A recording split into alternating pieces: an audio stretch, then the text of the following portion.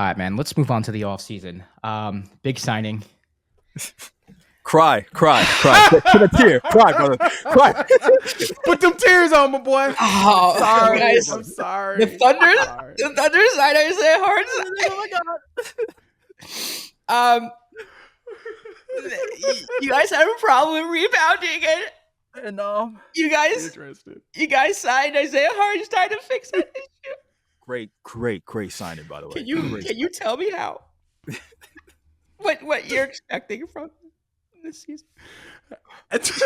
Hey man, first off, I'm not in front. I know. I love that. Oh no, I know. I understand. What do you expect from my heart this year? Is when you signed him, when the Thunder signed him, or was it something where you're doing backflips and you're like, "Yo, this is our year right now"? You think he's that much of a needle mover? That was the guy that I expected. One that Oklahoma City was going to go after. I expected that move. That was the one, and this is the reason why. This is where the old headness of a Sam Presti really sticks out. We're paying him $30 million the first year. Everybody's like, "What? That's how much one of those cost? And you're actually going to do it?" I love him to death, but that's a lot of money, bro. It is. Yeah. But the beauty of that is they're only guaranteeing him for 2 years. Right.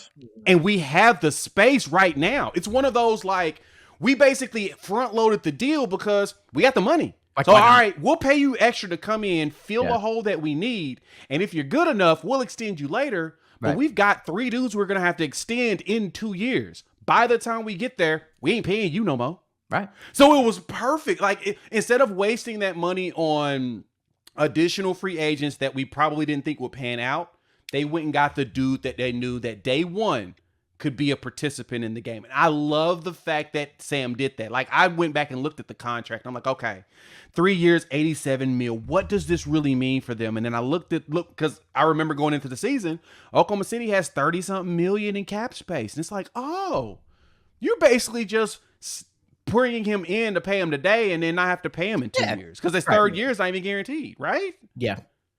That's what you're supposed to do. That's smart cap management. Because the other piece that goes with that is if Isaiah does well enough but doesn't really fit what they're trying to do, next season they can trade him and he's a big enough cap hit that they can actually get a veteran type player. Right. He can come back. Hey, I mean, there may be somebody on y'all's roster we may try to, pillage back. Isaiah was one of my favorite Knicks men, one of my favorite Knicks in a really long time. And, I think he's going to fit nicely on the Thunder. I mean, I guess a follow-up question I have for you is like, how do you see this working out with him and Chet in the front court? Obviously Chet was that responsibility of rebounding the ball and protecting the paint was really on Chet last year.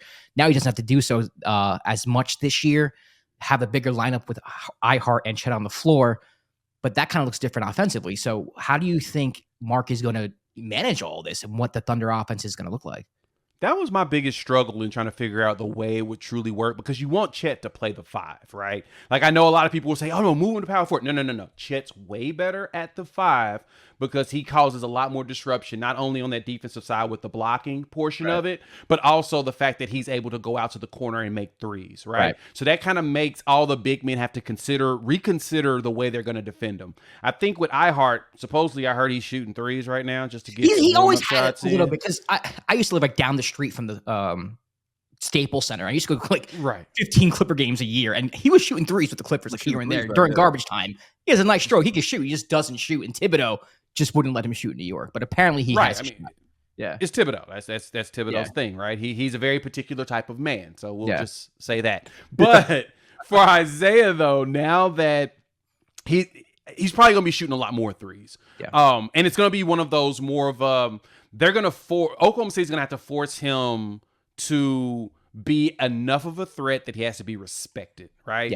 Like a Serge Ibaka was. Because as Serge was really getting going with his shot, teams started to like, no, we got to gravitate. Can't let that dude shoot 6 threes because he's probably going to make 4 of them on accident, right? He's that dude.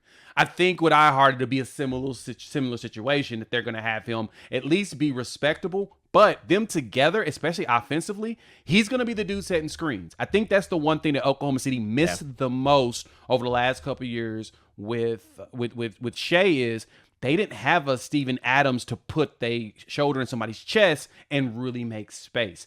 That's probably one of the most valuable players in the NBA that's very undervalued, is a dude that can set a legitimate screen. Like, because it's hard getting. I've played against some college dudes at like Oklahoma State and at OU before in pickup ball. And the bigger the dudes are and the ones that are good at screens, you recognize it because you can't get around those fools. No, you can't. Like, you literally hit them. It's like hitting a brick wall. And it's like, dang, man, I got you by like 10 years, but you got me by like 20 pounds. And you strong. Like, it's hitting bricks, and that's what you want. You want someone that if they set the screen, because, I mean, I went back and watched a lot of the games, right? And, I mean, I love Chet, but Chet wasn't setting no screens like that. Chet was in the way, but he ain't setting the screen like he's a thin wire, bro. Right, but he's also super wide, so it's kind of annoying more than anything. Or you just run through his chest. Right? Yeah. But Steven Adams was one of those. That's why, of course, he was considered the strongest dude in the league, that you're not getting around him with ease. You're bumping into him and you're trying to find a way, because if he shifts, you stuck. Yeah. You're like, damn, can't get around this guy.